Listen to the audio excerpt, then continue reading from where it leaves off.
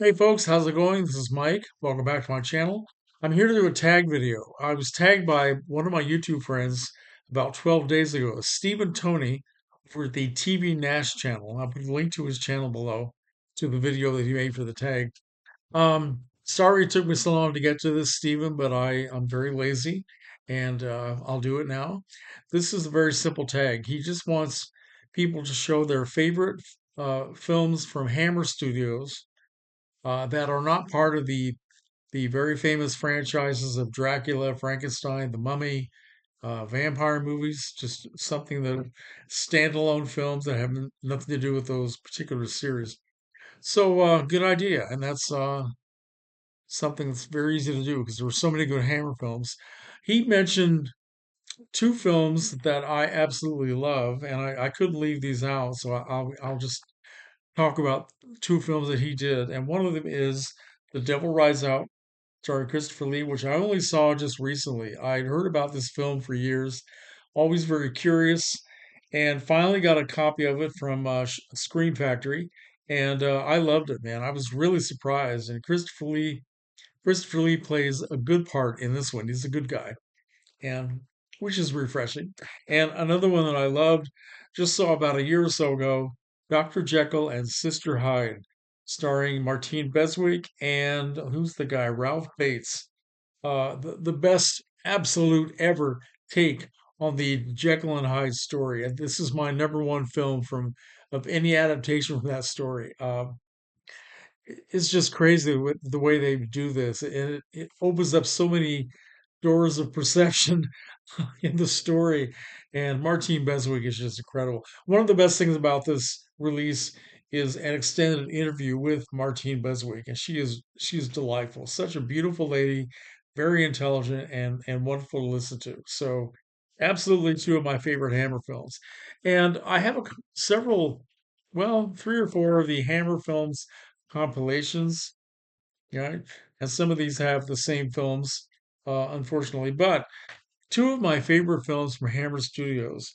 One is on here, These Are the Damned, which is also known simply as The Damned, and it's 1963, 62, 63, directed by Joseph Losey. Great cast of actors. We have McDonald Carey, Shirley Ann Field, Vivica Lynn Fors, Alexander Knox, and Oliver Reed. And it's one of the strangest movies that has ever been made by Hammer or anybody else because it starts out uh, you think it's going in one direction, then it takes a switch over to this direction, and then finally it goes up here, and it's a weird science fiction apocalyptic mystery. Okay, which I don't want to give anything away for people who haven't seen it. I haven't heard that many people talking about These Are the Damned, but I'd like to know if anybody has seen this, if they enjoy it, because it's absolutely one of my favorite films that comes from Hammer. And of course, Joseph Losey was a great director. He did a variety of things in his career. And yeah, Oliver Reed in a very early performance when he was very dangerous, young and dangerous Oliver Reed. What gets better than that, right? And a second film I'd like to talk about from 1966. This is Die, Die, My Darling, also known as Fanatic. I think that was the title in Britain. I'm not sure, starring the incredible Tallulah Bankhead in her final screen role, co-starring Stephanie Powers and a very young Donald Sutherland. Okay, I think that was one of his first films. And in Die, Die, My Darling, um, American Stephanie Powers goes to Britain with her British fiance, and while she's there, she plans to visit the mother of her former boyfriend that she was engaged to marry, who has passed away, and she has been in contact with this woman, and she wants to go visit her as a courtesy and just be nice to her. She lives way way out in the country in a very isolated spot, and the woman is crazy. The, Tallulah Bankhead plays an extremely religious woman. She's uh, wearing no makeup at all, Yeah, it's kind of hard that Bankhead would allow herself to look this way, but she did, and she gives a great performance. She's constantly reading out of the Bible. She's preaching to people, and she believes that this young woman is destined to be with her deceased son, whom she's really obsessed with, even though one is dead, one is alive. She thinks this young woman has to be connected to her son forever, so she plans to trap her in that house and not let her get out. It gets really crazy. It gets very physical and visceral, and wow. Bankhead must have had a good time making this, or maybe she didn't. It's kind of hard to say. I don't know, but I think she was ill at the time. She looks really unhealthy, but man, she gives a great performance. And Stephanie Powers is right there with her.